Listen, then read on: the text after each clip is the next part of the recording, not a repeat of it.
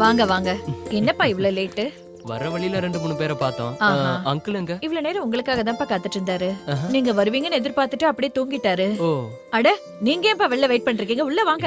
வாங்க. கூப்பிடுறாங்கல்ல வாங்க. இத தங்கதுரை சார் அங்கிள் கிட்ட கொடுக்க சொன்னாரு. ஆ. அப்புறம் ஹரி, கல்ஃப்ல என்னப்பா விசேஷம்? துபாயில ஓ, எல்லாருமே அது- அரபி தான் பேசுறாங்களா? ஆ.